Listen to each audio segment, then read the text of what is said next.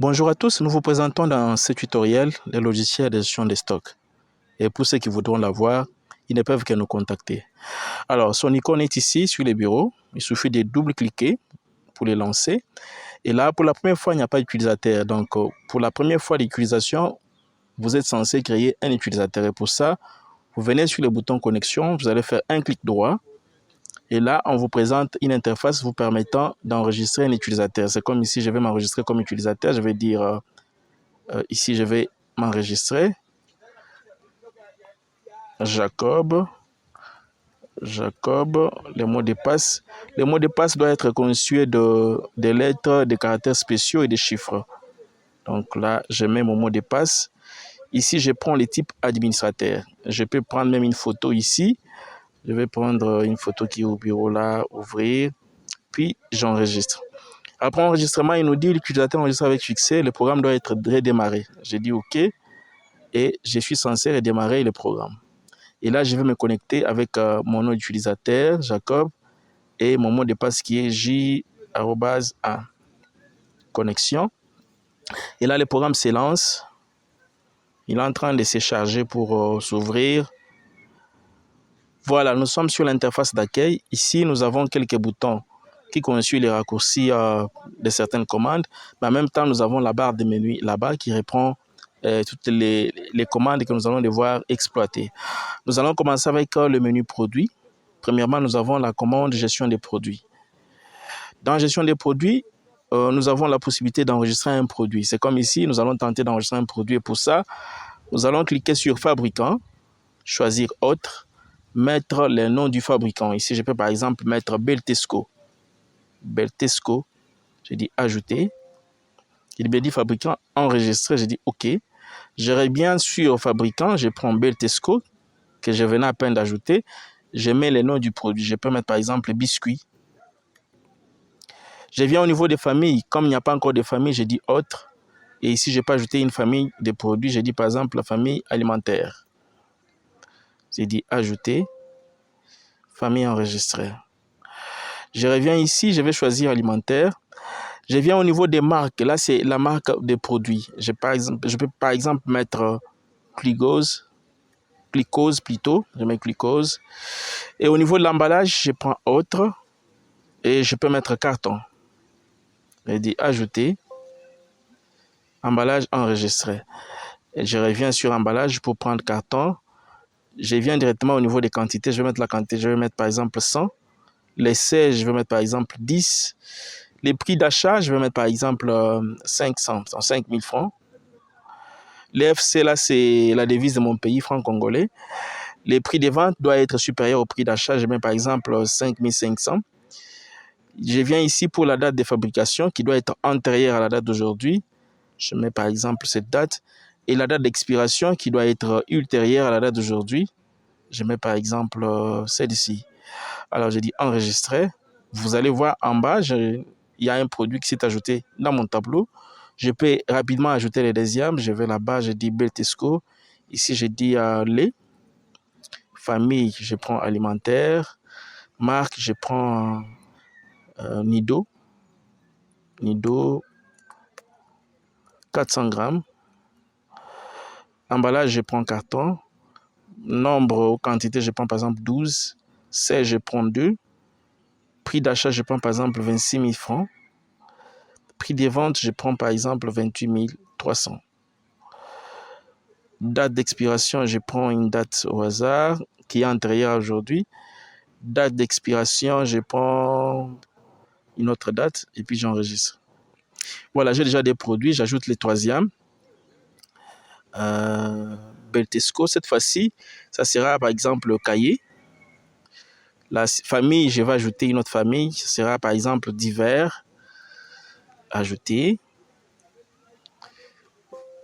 Alors, j'ai ajouté la nouvelle famille divers. Je reviens, je prends... Oh, voilà. Il fallait que je mette divers, j'ai écrit Diberban. Vous allez comprendre. Au niveau des marques, je mets par exemple Yahoo. Emballage, je mets carton. Quantité, je mets par exemple 5 cartons.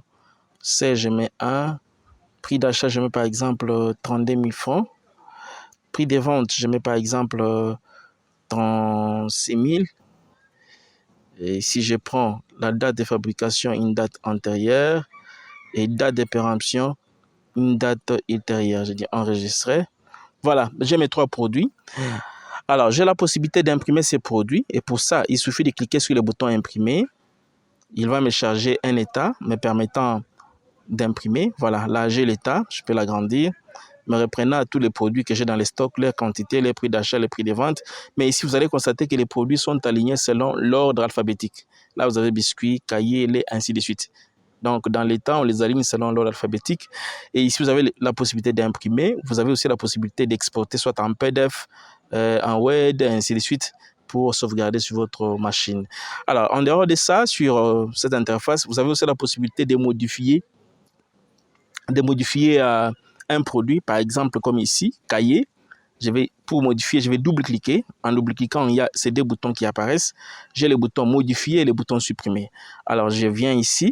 Sur modifier, je prends autre, je mets divers,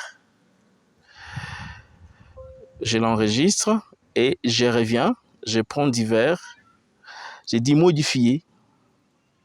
Voilà, vous constatez qu'ici il a modifié, il a directement modifié. Je peux aussi supprimer un produit, il suffit de double-cliquer et cliquer sur le bouton supprimer. Alors, j'ai terminé avec cette interface, je la ferme rapidement.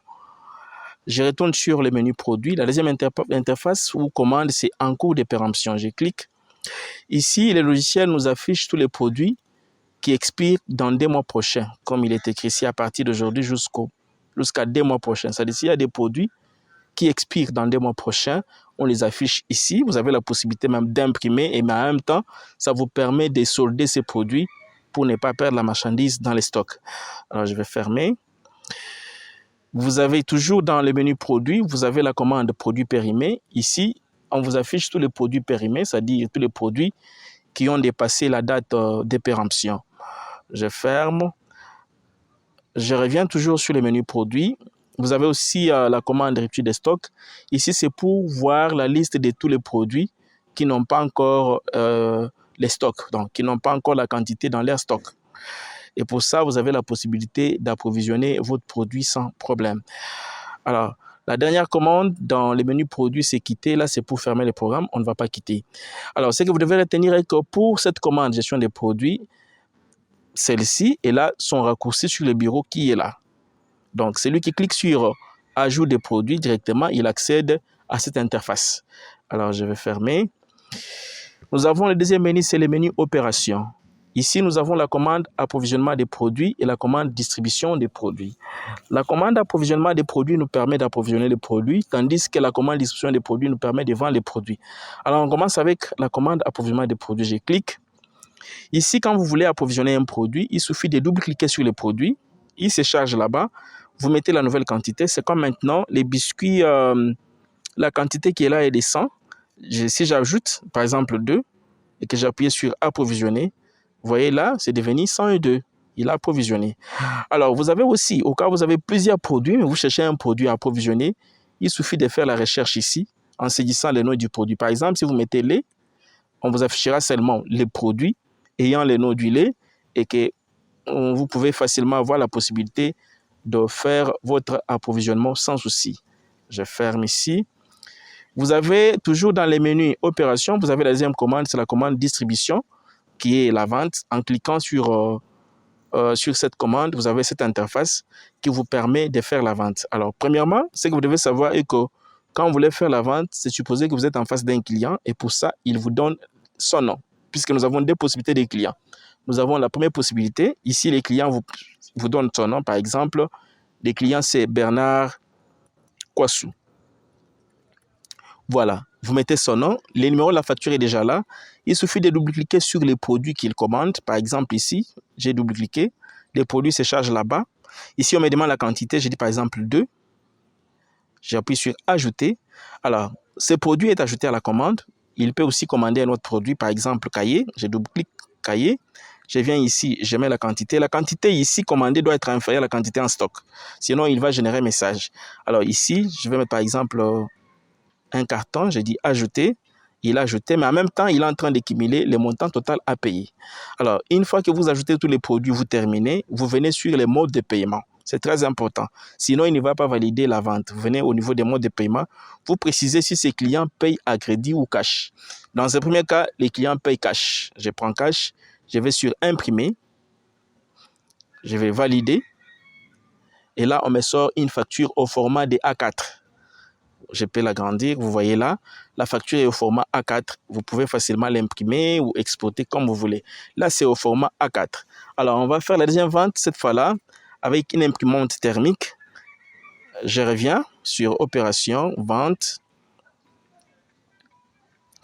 Je prends un deuxième client. Je prends par exemple Omdel.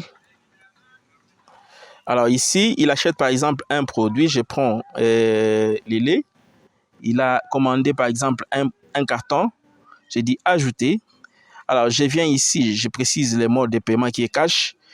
Je viens sur ticket de vente. Les tickets de vente, là, c'est quand vous avez une imprimante thermique, une imprimante à rouleau. En cliquant sur valider, il vous affiche, il vous fait l'aperçu de ces tickets. Vous voyez comment ça s'affiche, c'est trop petit. Là, c'est imprimable sur la petite imprimante. Vous pouvez lancer une impression. Vous pouvez aussi exporter en Excel ou comme vous voulez, ou en PDF. Alors, je ferme ici. Quand vous fermez, l'état automatiquement, l'interface de la vente se ferme. Alors, cette commande a son raccourci ici. Donc, si vous voulez faire la vente, au lieu d'aller là-bas, vous pouvez directement cliquer ici et procéder à votre vente. Nous passons au troisième menu qui est la finance. Quand vous cliquez dessus, vous avez la commande dépenser, recettes, client potentiel, gestion client et paiement. Alors ici, on commence avec dépenser. En cliquant sur dépenser, il vous affiche les recettes journalières. Depuis que vous avez commencé pour la journée, nous avons encaissé 75 300. Nous avons dépensé 0 et nous sommes restés avec 75 300. Alors, si par exemple, nous voulons effectuer une dépense seulement pour les recettes d'aujourd'hui, là, je vais mettre le nom du client. Je mets par exemple, donc, du bénéficiaire, voulais-je dire. Je mets par exemple Patrick Daniel. Montant, ici, je vais mettre le montant qui sort, par exemple, 5 300. 5 300 francs qui sort.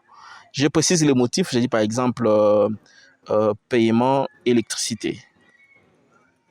Alors, en cliquant sur enregistrer, il me sort un état, un bon de sortie. Vous voyez là, avec son numéro, les montants, les bénéficiaires que je peux imprimer. Mais en même temps, il conserve l'information ici, dans les logiciels. Et déjà là-bas, il nous indique qu'il y a eu sortie de 5 300. Et les soldes que nous avons dans notre compte, c'est de 700 000 ou de 70 000. 70 000, je voulais dire. 70 000. Alors, je ferme. Toujours dans le menu finance, je peux aussi voir les recettes.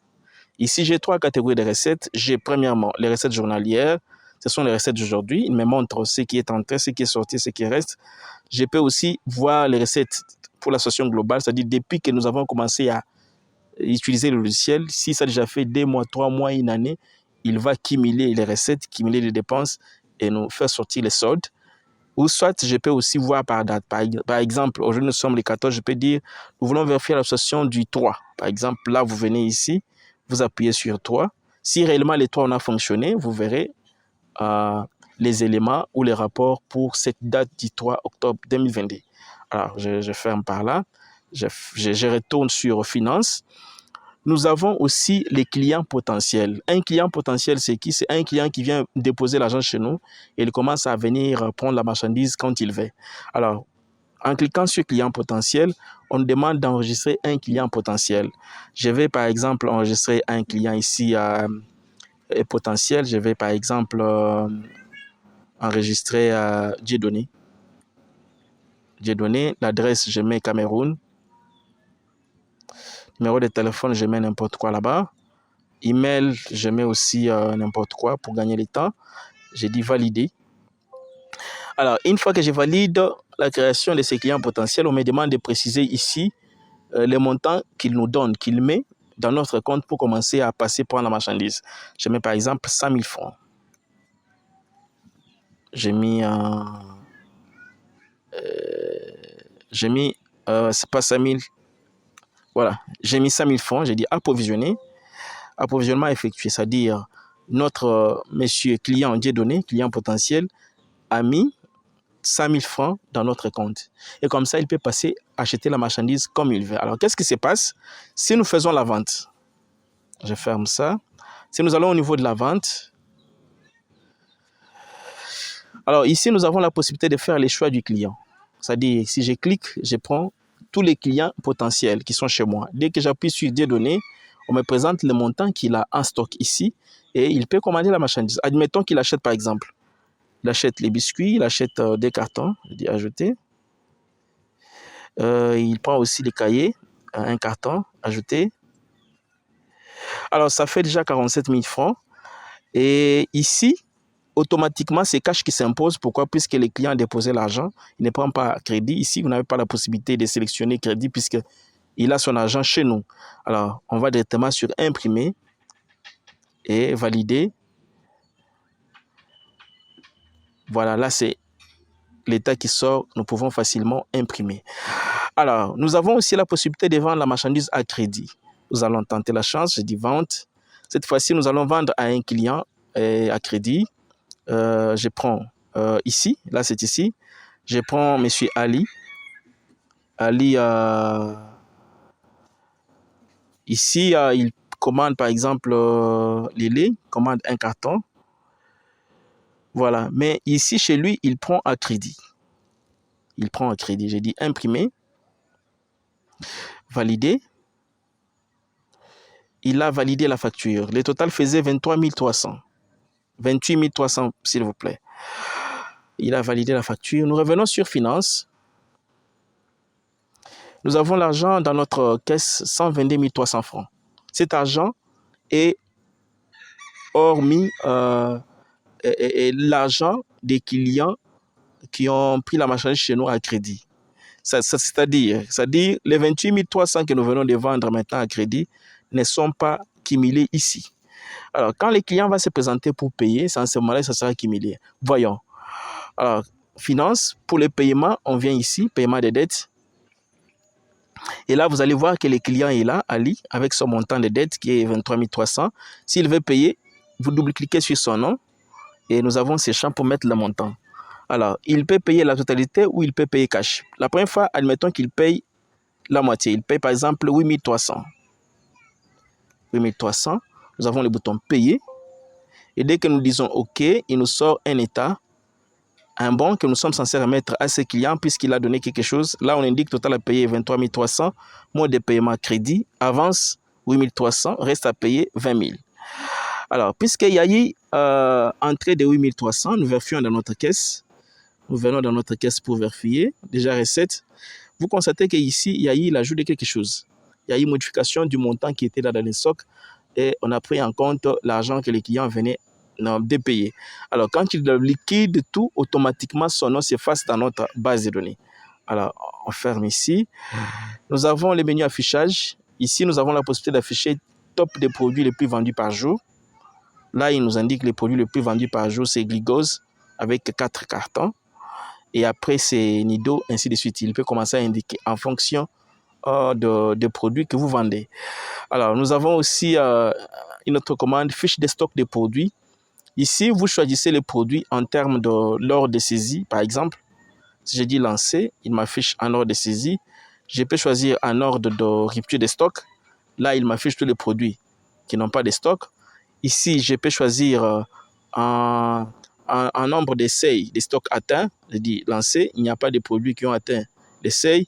Ici, je peux afficher selon les dates d'expiration, mais cette fois-là, je suis censé sélectionner la date. Donc, je ferme. Je reviens sur affichage. J'ai aussi top des 10 produits les plus vendus. Ici, c'est les produits les plus vendus par jour. Et là, c'est les produits les plus vendus d'une manière générale. Je clique. Voilà, là, il m'affiche les produits les plus vendus d'une manière générale. Là, c'est en termes d'argent. Les produits qui ont fait entrer beaucoup d'argent, c'est les Nido. Ensuite, les biscuits. Je ferme. Je reviens sur affichage. Nous avons top clients par jour. Ici, on nous affiche les clients qui ont beaucoup acheté pour la journée. Ici, c'est les clients Bernard Kwasi qui a beaucoup acheté. Et après lui, c'est Dieudonné et les autres. Alors, enfin, pour les menus affichage, nous avons top clients fidèles. Là, c'est par an, par mois ou pour tous les jours. Il nous affiche la liste des produits et du client les plus fidèles dans notre magasin, notre boutique ou notre société. Je ferme. Nous avons les menus outils. Ici, nous avons gérer les utilisateurs. Là, c'est pour ajouter un utilisateur. Nous l'avons fait juste au début. Vous pouvez ajouter un utilisateur. Et vous pouvez aussi préciser même les types. Quand c'est les vendeurs, il n'aura pas accès à d'autres fonctionnalités. Quand c'est les caissiers, il n'aura pas accès à d'autres fonctionnalités. Quand c'est les gestionnaires des stocks, la même chose aussi.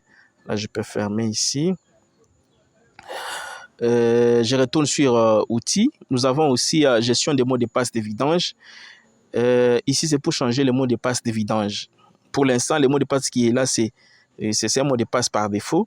Oh, mais il y a possibilité de changer les mots de passe de vidange. Pour changer, on vous demande l'ancien mot de passe que vous aurez quand vous allez commander le produit, le nouveau mot de passe, et vous le confirmez là-bas, vous validez. Alors, nous avons la commande journal. Journal nous indique tout ce qu'il y a eu comme opération sur le logiciel, les heures, ceux qui ont entré et ce qu'ils ont fait. Alors, le journal nous l'indique ici. Nous avons aussi, dans outils, nous avons la commande vidanger.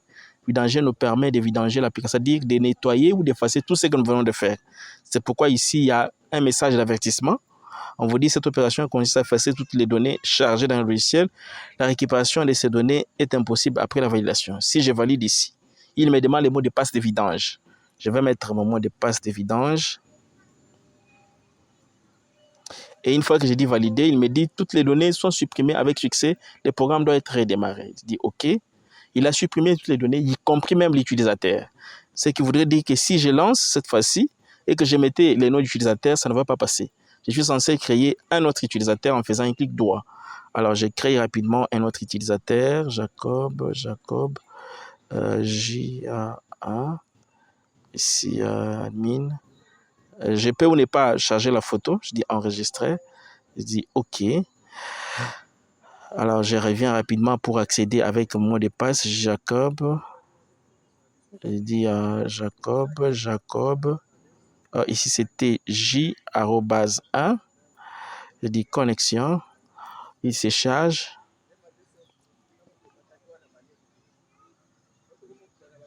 Voilà, maintenant le logiciel est vierge. Tout ce que j'ai fait comme opération, vente, approvisionnement, enregistrement des produits, tout est parti. Alors, nous revenons sur outils. Nous avons aussi la commande statut logiciel. Quand vous cliquez, il vous dit que ce logiciel est activé. C'est comme maintenant, il est déjà activé. Quand vous payez, automatiquement, je vous donne un logiciel activé. Nous avons aussi à propos. À propos, là, ça concerne la version de ce logiciel qui est la version 1.0. Conçu par la société Encore Nabika, qui est ma société privée. Nous avons aussi Auteur. Auteur, c'est moi-même. Ça, vous pouvez lire. Mais si vous voulez me contacter, vous me contactez beaucoup plus sur ce numéro WhatsApp. Ce numéro WhatsApp, je vais encore le mettre un peu en gros au bas de l'écran. Je pense que vous le voyez maintenant. Vous pouvez me contacter facilement sur WhatsApp dans ce numéro ou encore sur Telegram dans cet autre numéro. Nous avons les menus en session. Ici, il y a des commandes. Fermer la session et quitter l'application. Fermer la session, c'est quand vous voulez changer d'utilisateur. En cliquant directement, on vous retourne au niveau des logins. Je clique. Voilà, là, je retourne ici pour changer d'utilisateur. Tandis que la deuxième commande, je peux d'abord me loguer rapidement.